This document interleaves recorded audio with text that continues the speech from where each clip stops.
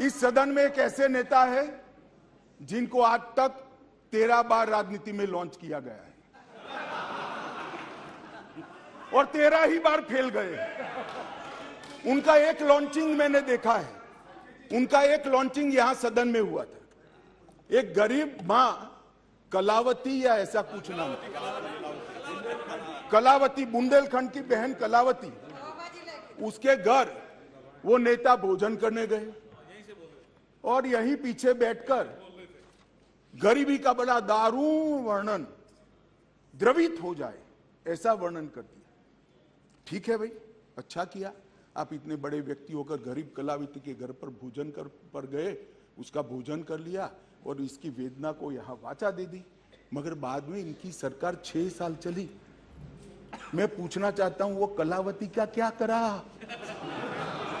वो कलावती को घर, बिजली, गैस, शौचालय, अनाज, स्वास्थ्य, ये सब देने का काम नरेंद्र मोदी ने।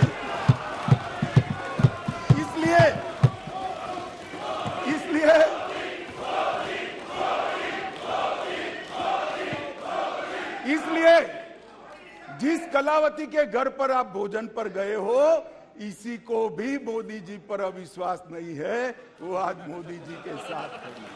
मान्यवर, राष्ट्रीय पिछड़ा वर्ग आयोग बनाया, पिछड़ा वर्ग को संवैधानिक मान्यता दी, आर्थिक रूप से कमजोर लोगों को 10% का रिजर्वेशन इतने सालों के बाद पहली बार मिला और 2 बार राष्ट्रपति बनाने का उम्मीदवार चयनित करने का हमें मौका मिला। सत्ताधारी पार्टी एनडीए ने, बीजेपी ने एक बार दलित और एक बार आदिवासी भारत में प्रथम बार। एक गरीबों के लिए काम करने वाली ये सरकार है। नरेंद्र मोदी जी ने गरीब कल्याण का जो यज्ञ चलाया है, इससे गरीब के घर में जाते हैं तो वो दिन मित्र कर नरेंद्र मोदी को बुलाते हैं। गरीब अपने आप को अब मोदी जी में अपना मित्र ढूंढता है। मान्यवर, ये इसलिए मैं कह रहा हूं, अविश्वास आपको है, देश की जनता को अविश्वास नहीं है। मान्यवर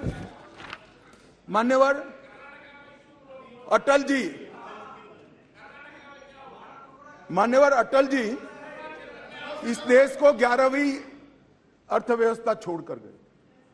अब अटल जी तो जन नेता थे, ज्यादातर सांसदों की तरह कार्यकर्ता के नाते काम करते करते, आइडियोलॉजी का प्रचार करते करते देश के प्रधानमंत्री बने।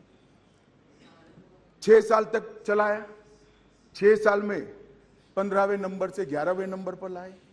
फिर एक अर्थशास्त्री प्रधानमंत्री बने, यूपीए की सरकार आई। मैं उनका धन्यवाद करना चाहता हूं कि 11वें नंबर से 12वें नंबर पर नहीं ले गए, उन्होंने 11वां नंबर संभाल कर रखा। और फिर नरेंद्र मोदी जी आए। ढेर सारे पंडित कहते थे मोदी जी देश का अर्थतंत्र कैसे संभालेंगे, मनमोहन सिंह चौपट कर गए हैं, सारे ग्राफ उल्टे हैं, सारे पैरामीटर्स आउट ऑफ कंट्रोल है।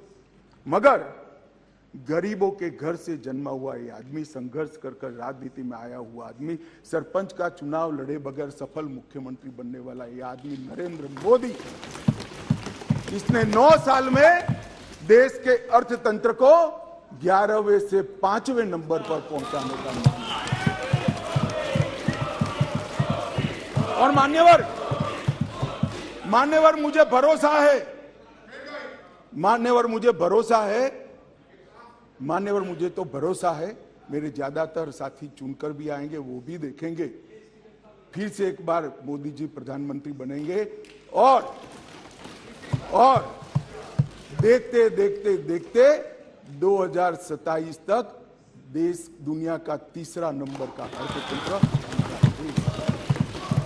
मान्यवर, अरे मैं नहीं कहता, आईएमएफ भी कहता है, सारे सर्वेक्षण वाले विश्व भर के कहते हैं कि डार्क जोन में ब्राइट स्पॉट अगर कोई है, ब्राउन स्पॉट कोई है, तो भारत का अर्थतंत्र है ना। अभी नहीं कह सकते, बैठ जाओ, नियम आपको मालूम होना चाहिए, नियम पढ़ लीजिए, अभी नहीं कर सकते।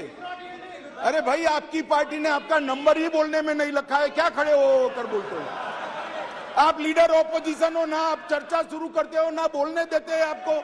अब मेरे भाषण में क्यों बोल रहे हो आप? आपको बोलने नहीं देते आपके पार्टी वाले। बैठ जाओ। मान्यवर,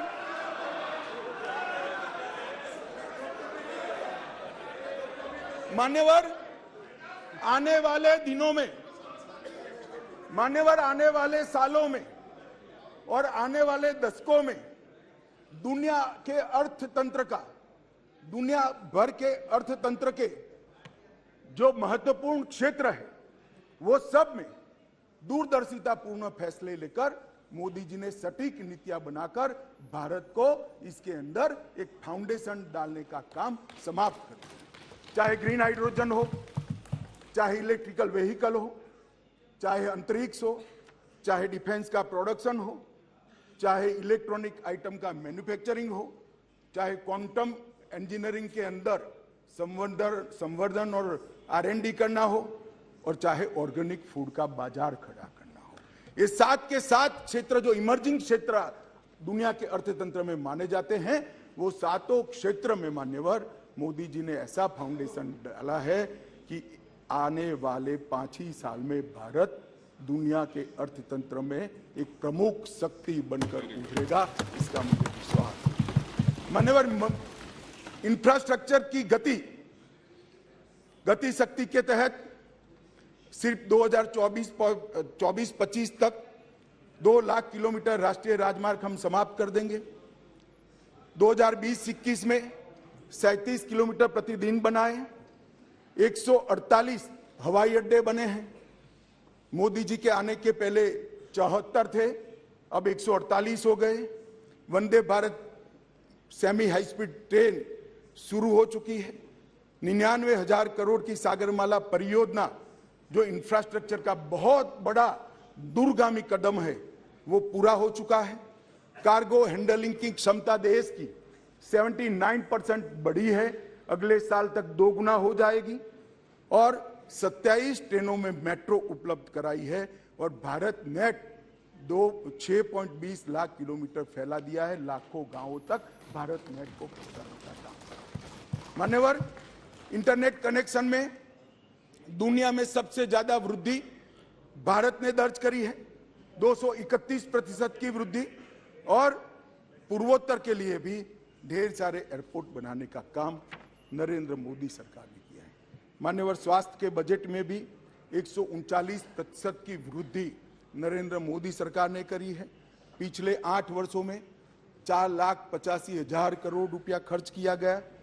MBBS की सीटों में 93% वृद्धि और PJ की सीटों में 100% वृद्धि कर डॉक्टर की संख्या को दुगना करने का काम नरेंद्र मोदी सरकार ने किया है। मान्यवर, इतना ही नहीं, ढेर सारे विषय मेरे साथियों ने बहुत बताया। मुझे अभी मणिपुर पर भी बात करनी है। मान्यवर, नरेंद्र मोदी जी ने समग्र विश्व के अंदर नरेंद्र मोदी जी ने भारत का सम्मान बढ़ाने का काम किया है। मान्यवर, क्लाइमेट चेंज हो या टेररिज्म, ग्लोबल नैरेटिव सेट करने का काम आज अगर कोई एक देश कर रहा है तो हमारा महान भारत कर रहा है। मान्यवर, G20 का नेतृत्व जब हमें मिला, बहुत सारे देशों को मिला, एक ही शहर में कार्यक्रम करे। आज G20 के कार्यक्रम 55 स्थानों पर कर पूरे विश्व को भारत की संस्कृति से परिचित कराने का काम नरेंद्र मोदी जी ने किया है। और साहब, इन लोगों को पसंद नहीं आता, इसलिए अविश्वास विश्व भर में एक ही ऐसा नेता है जिसको 14 राष्ट्रों का सर्वोच्च सम्मान मिला है। मैं फिर से, वैसे तो व्यक्तिगत सम्मान मिला है, मगर महान सदन में कहना चाहता हूं, मोदी जी और भारतीय जनता पार्टी की भावना है, ये 14 राष्ट्रों ने जो सर्वोच्च सम्मान दिया है, ये देश की 130 करोड़ की जनता का सम्मान, भारत का सम्मान जो नरेंद्र मोदी जी को मिला है। इसलिए आपको भले अविश्वास हो, देश की जनता को अविश्वास नहीं।